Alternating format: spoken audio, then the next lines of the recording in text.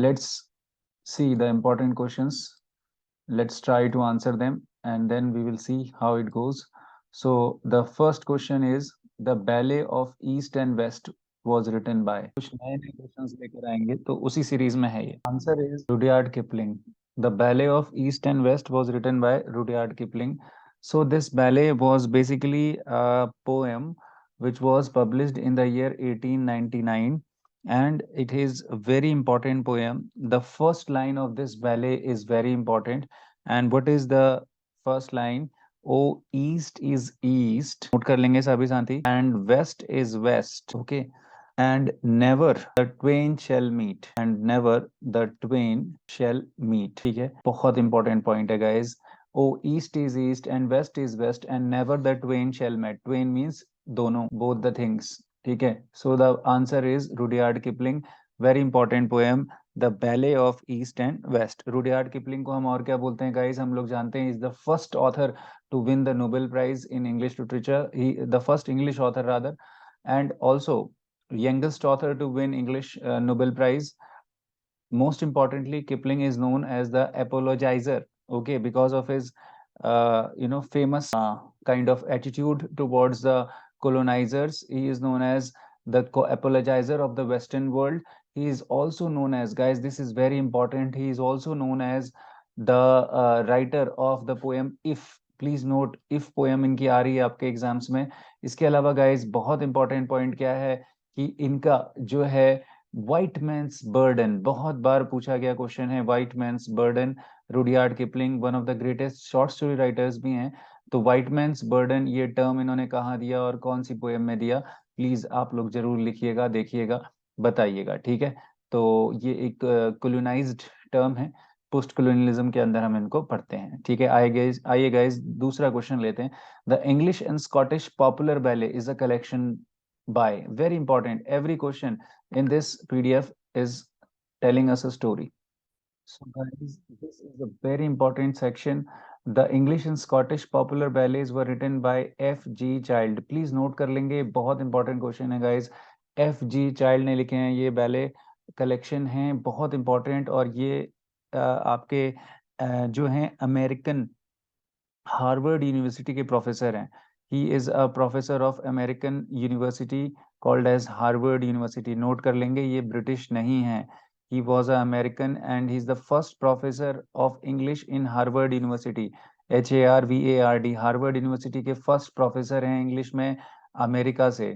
First professor of English. ठीक है, rhetorical and oratory department में हैं, इंग्लिश में थे, अमेरिका के हैं. और कौन सी सेंचुरी के हैं? 19th सेंचुरी के. जी हाँ, बात हो रही है F.J. चाइल्ड की, जिनके कलेक्शंस को हम लोग चाइल्ड बैले भी कहते हैं, चाइल्ड्स बैले. ठीक है, ये बहुत इंपॉर्टेंट एक कलेक्शन है. सबसे मेन बात बता रहा हूँ गाइस इसके बारे में कि ये जो बैले कलेक्शन है, इसने क्या करा? इसने इंग्लिश फोक म्यूजिक को डेवलप करने में बहुत इंपॉर्टेंट एक रोल प्ले किया. It helped in the development of English folk music. Very important, guys. Although we know that F.J. Child was an American and he has no interest in, especially in music, but his collections helped in developing the interest of the folk lovers. He was actually a folklorist as well. आप इनके लिए word भी use कर सकते हैं. The one who studies the folk literature is called as folklorist. ठीक है, तो बहुत इंपॉर्टेंट चीजें हैं, नोट कर रहे होंगे सभी साथी हमारे, बहुत इंपॉर्टेंट है गाइस. इसके अलावा इनके बारे में ये बता दें कि जो चाइल्ड बैलेज हैं ये 5 वॉल्यूम्स में पब्लिश हुए. कितनी वॉल्यूम में पब्लिश हुए? 5 वॉल्यूम्स में पब्लिश हुए हैं. और ये कब से कब तक पब्लिश हुए हैं ये भी बता देता हूँ मैं आपको. These were published in 5 volumes in from between 1882 to 1898. 1882 से लेकर 1898 तक 5 वॉल्यूम्स में चाइल्ड बैलेज पब्लिश हुए हैं. ठीक है, और ये जो हैं 10 पार्ट्स में पब्लिश हुए हैं. कितने में पब्लिश हुए हैं? 10 पार्ट्स में. ठीक है, तो ये जो हैं ट्रेडिशनली इसमें कितने बैलेज थे ये भी नोट कर लेना. 305. It's a collection of 305 traditional ballads. जी हाँ गाइस, जिनको फोक बैलेज भी कहा जाता है. It's a collection of child's ballads की ही बात हो रही है. Collection of 305 traditional ballads. ठीक है, collected from England and Scotland and also their American variants. Clear हो गया सब लोगों को? क्लियर है? और सबसे बड़ी बात क्या है गाइस, इसमें जो मैं बहुत इंपॉर्टेंट पॉइंट बता रहा हूँ कि ये जैसे कि मैंने आपको बताया कि ये सारे बैलेज आपके किस पर कंपोज थे, they became very famous because of their folk music. So इनको फोक म्यूजिक के साथ किसने पब्लिश किया? The tunes of most of the ballads were collected and published by, ये नाम नोट कर लेंगे सब लोग, इसके बाद मैं आगे बढ़ूंगा, ठीक है। Bertrand Harris Bronson, Bertrand Harris Bronson ने इनके म्यूजिक को कंपोज करा और म्यूजिकल टोन्स के साथ इसको पब्लिश करा। प्लीज नोट कर लेंगे, ये कोई म्यूजिकल कंपोजर नहीं है, बर्ट्रैंड हैरिस ब्रॉनसन, BRONSON, ठीक है। 1960s में, बहुत बाद में, यानी कि 1960s मतलब 20th सेंचुरी में इन्होंने इसको क्या करा, कंपोज करा और पब्लिश करा म्यूजिक के फॉर्म में इसके ट्यून्स को। ये पब्लिशर का नाम है बर्ट्रैंड हैरिस ब्रॉनसन, ठीक है। बहुत इंपॉर्टेंट क्वेश्चन था गाइस, सारी चीजें कवर हो गई। आइए अब बढ़ते हैं हम थर्ड क्वेश्चन में। तो थर्ड क्वेश्चन बहुत इजी है, देखेंगे आप सारे बच्चे। बेलारे इज अ फ्रेंच वर्ड, और sorry, is a dash word which means dash. तो बेलारे के बारे में देखते हैं फटाफट। तो हम इसमें देखते हैं कि यहाँ पर जो वर्ड बेलारे दिया है ये इटालियन है, इसका मतलब क्या होता है? To dance. Okay, so ballare word, ballet ballet नहीं दिया उसने, बेलारे दिया है, तो it's an Italian word which means to dance. If you know ballet dance also, you must have heard about it, तो वही चीज है यहाँ पर, वहां से भी इसका एक सोर्स डिराइव्ड है। आइए बढ़ते हैं क्वेश्चन नंबर फोर्थ की तरफ, बहुत इंपॉर्टेंट है। Rime of the ancient mariner by Coleridge appears in the first edition of, बहुत इजी क्वेश्चन, आंसर है लिरिकल बैलेज, ठीक है। The rime of the ancient mariner by Coleridge was the first poem published in lyrical ballads. और सबसे important बात क्या है, it was the first poem published in the first edition of lyrical ballad which came out in the year 1798, right. 1798 में first edition of lyrical ballet आया। इसका second edition पे question बनता है कि कब आया, तो 1800 में सेकंड एडिशन आया। और कई बुक्स में 1801 दिया हुआ है, अगर दोनों ऑप्शन आएंगे प्लीज नोट करेंगे सारे बच्चे। सेकंड एडिशन में कंट्रोवर्सी है, ध्यान से सुनिए इस पॉइंट को। अगर दोनों ऑप्शन आएंगे सेकंड और थर्ड, सॉरी 1800 और 1801, तो 1801 करना, ज्यादातर बुक्स में 1800 दिया है बट ऑथेंटिक डेट 1801 है, क्योंकि ये एडिशन दिसंबर में पब्लिश रिटर्न हो गया था और 1801 जनवरी में छपा, तो इसीलिए दोनों सालों को लेकर कंट्रोवर्सी है। बट अगर ये ऑप्शन नहीं दिया होगा ऑप्शन में, तब आप 1800 करेंगे। आई होप पूरी क्लास को क्लियर होगा, ठीक है। और थर्ड एडिशन हमारा कब आया है? थर्ड एडिशन जो है लिरिकल बैले का, वो कब आया? 1802। तो मोटा मोटा याद रखने के लिए हमने इसका फॉर्मूला क्या बनाया है तीनों एडिशंस के लिरिकल बैले का, कि 1798 फिर +2 1800 फिर +2 1802, ठीक है बेटा। अब इसमें एक क्वेश्चन एलटी में इस बार पूछा था, उत्तराखंड एलटी में, कि अमेरिका का पहला जो एडिशन है लिरिकल बैले, क्योंकि हमें पता है, ये भी नोट कर लेना, कि अमेरिका का जो लिरिकल बैले का एडिशन है उसको हम बोलते हैं फिलाडेल्फिया एडिशन। क्या बोलते हैं बेटा? Philadelphia edition. तो ये जो है ये भी 1800 में आया है, और ये नोट करेंगी पूरी क्लास कि अमेरिका में जो लिरिकल बैले का एडिशन है, it was more popular, note करेगी पूरी class, than the lyrical ballad in Britain. American version of lyrical ballet was more popular at that time than the British version in England. I hope it is clear. और rhyme of the ancient मैराइनर पहली poem थी lyrical ballet के first edition की, जिसमें total कितनी poem थी guys? 23 poems थी। 19 by Wordsworth, 4 by Coleridge. Is it clear guys? लोग को क्लियर हो गया अच्छे से? हम लोग नेक्स्ट क्वेश्चन है, Thomas Hardy's popular ballad her immortality was published in which year? Very important poem, ballad by Thomas Hardy. देख रहे हैं आप सारी पोएम्स के इम्पोर्टेंट जो पोएम्स हैं उनकी बारे में बताया जा रहा है। तो इमॉर्टैलिटी पोएम जो है ये एक बैले है थॉमस हार्डी का, ठीक है। और इसका आंसर क्या है, हम लोग देखें तो इसका आंसर 1899 है। इमोर्टैलिटी का जो बैले है उसका ईयर है 1899, ठीक है। 1898 कई जगह लिखा हुआ आ रहा होगा, ठीक है। ये एक्चुअली, इसको प्लीज हम थॉमस हार्डी का बैले को कंपेयर करें वर्ड्सवर्थ के बैले से, जो कि क्या है, इंटीमेशंस ऑफ इमोर्टैलिटी से, वो नहीं है, ये अलग है, ठीक है। इंटीमेशंस ऑफ इमोर्टैलिटी किसका है? जैसे कि हम जानते हैं गाइस, वो वर्ड्सवर्थ का बैले है इमोर्टैलिटी, और थॉमस हार्डी का है हर इमोर्टैलिटी, तो जो 1899 में पब्लिश हुआ है, ठीक है। कई बुक्स में 1898 दिया है, मगर इसका जो ऑथेंटिक डेट है वो 1899 है, जो मैं आप लोगों को बता रहा हूँ। समझ में आ रहा है सब लोगों को? इसकी जो ओपनिंग लाइन है वो भी बहुत इंपॉर्टेंट है गाइस। इस पोएम की जो ओपनिंग लाइन है हर थॉमस हार्डी की इस पोएम की, वो सारे बच्चे नोट करेंगे। Upon a noon I pilgrims through a pasture, note करें, upon a noon I pilgrim through a pasture. This is the opening line of very important poem, and the poem is an ironical poem, okay, where the poet says that he could not meet his beloved after the death। ठीक है, so very important main poem irony है इसमें। ठीक है, exams में आएगा ये question. अब आया ballet of the goodly fair, again a very important question, जल्दी से बताओ guys. The answer is Ezra Pound. The Ballet of the Goodly Fair is a poem by Ezra Pound. Exams में पूछेगा ये। It was first published in 1909. Very important question, guys. First published in 1909। और इसके जो narrator हैं उसका नाम क्या है गाइस? साइमन, नोट करेंगे, जेलोट्स इस पोएम के नरेटर हैं। ठीक है, और सबसे मेन पॉइंट है कि ये जो पोएम है ये किस पर बेस्ड है?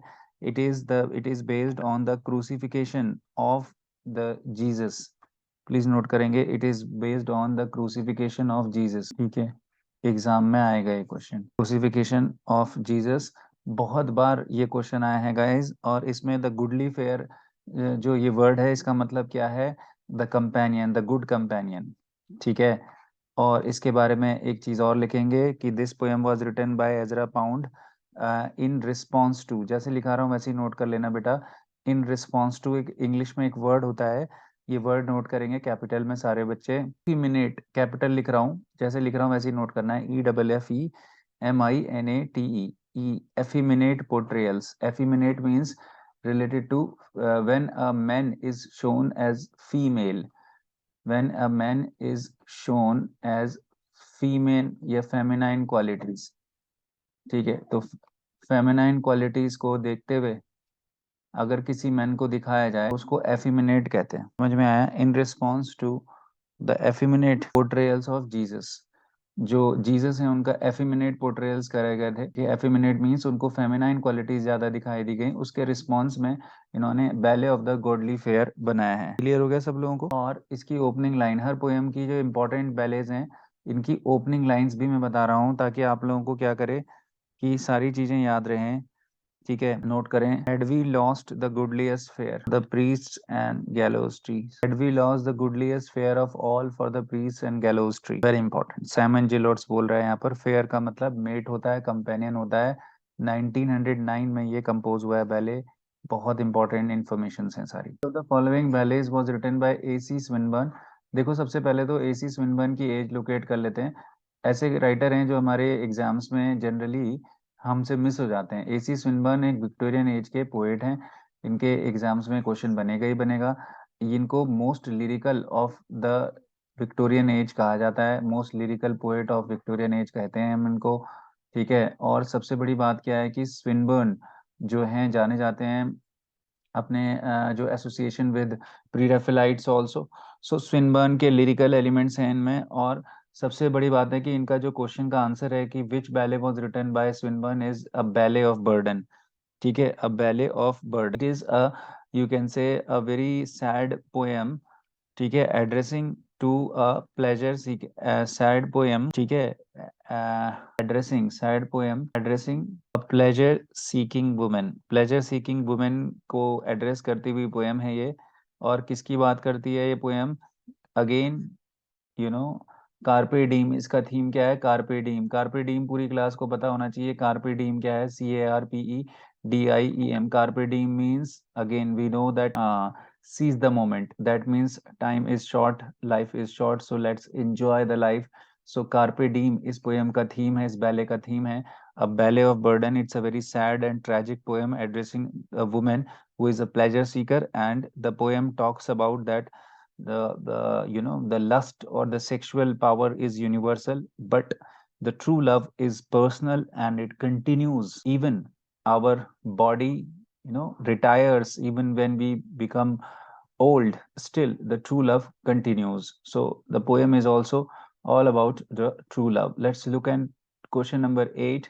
Thomas Hardy's popular ballad her immortality was published in which year? Guys, इसमें 1898 इसका आंसर हो गया। 1898 में थॉमस जी सॉरी 1899 मैंने बताया था। इस के ईयर को कंट्रोवर्सी है, मैं फिर भी 1899 ले रहा हूँ उसका ईयर। ठीक है, सी मैंने आपको ऊपर भी बताया था अभी, तो इसको आप 1899 ले लीजिएगा। ठीक है, 98 में ये रिटर्न है, कई बुक्स में 98 है, बट इसका ऑथेंटिक सोर्स से चेक करके 99 इसका आंसर आ रहा है। ठीक है, नेक्स्ट क्वेश्चन हम ले लेते हैं गाइस। ऑस्कर वाइल्डे का द बैले ऑफ रीडिंग गयोल, बहुत इंपॉर्टेंट क्वेश्चन है गाइस, पूरी क्लास मेरे इसमें सबसे इंपॉर्टेंट है, इसका आंसर है 1898। देखो बहुत इंपॉर्टेंट चीजें बता रहा हूँ, सब लोग ध्यान से सुनना। The ballad of Reading Gaol is actually, Reading Gaol is a name of a place, okay, it's a name of a place, it's a prison, and the poem was written when Oscar Wilde was in prison for the charges of homosexuality। बहुत important word है homosexuality, ठीक है। So he was in prison for the charges of homosexuality, and this poem was dedicated to a fellow prisoner called as, note होगा नाम इनका, Charles Thomas वुलरिज। पूरी class note करेगी, Charles Thomas वुलरिज, हम short में इनको CTW कहते हैं। क्या कहते हैं? CTW, चार्ल्स थॉमस वुलरिज इनका पूरा नाम है। और he was a soldier who has been convicted for murdering his own wife. He was a soldier who was convicted for murdering his own wife and was hanged in Reading Gaol. तो मैंने बताया reading गयाल एक place है, और 1896 में इसको hang कर दिया गया था, तो उस पर बेस्ड है। तो ये पोएम डेडिकेटेड है उसको। और सबसे बड़ी बात है कि पोएम लिखी कब गई थी, the poem was written in 1897 and eventually the poem was published in the year 1898, right? So the poem is actually all about the, you can say, the poem is all about as a satire on the capital punishment। ठीक है, capital punishment आपको पता है, death penalty. तो capital punishment जो है उसके ऊपर एक सटायर है। और सबसे बड़ी बात क्या है कि इस पोयम में जो पेनल रिफॉर्म्स, यानी कि जो प्रिजनर रिफॉर्म्स होते हैं, तो उनके ऊपर बात की गई है। ठीक है, और इस पोयम की जो ओपनिंग लाइन है वो बहुत ही इंपॉर्टेंट है गाइस। ये कुछ इस तरीके से शुरू होती है, when they found him with the dead, the poor dead woman he loved, when they found him with the dead, the poor dead woman whom he loved। बहुत इंपॉर्टेंट लाइन है guys, the poor dead woman whom he loved, inverted comma में लिख के इसको note करिएगा। So let's look at question number 10, very important question, that Bob Dylan is the author of dash। So guys, Bob Dylan is the author of Knocking on Heaven's Door।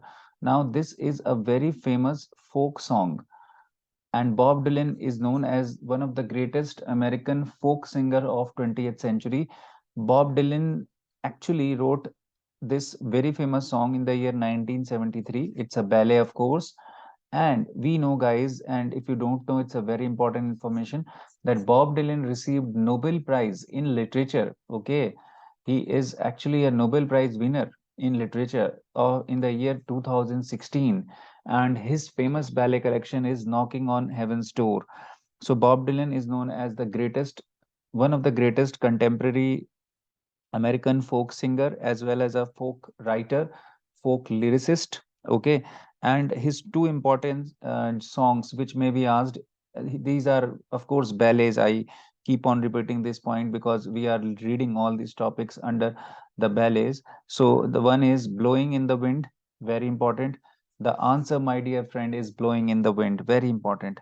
Okay, and it came out in the year 1963. And the second is, of course, The Times They Are Changing. The Times They Are Changing. Please write both of these options as very important one. Okay, The Times They Are Changing and Blowing in the Wind. So both are 1963 and the second one is 1964. And this is Knocking on Heaven's Door, 1973. Very important, guys.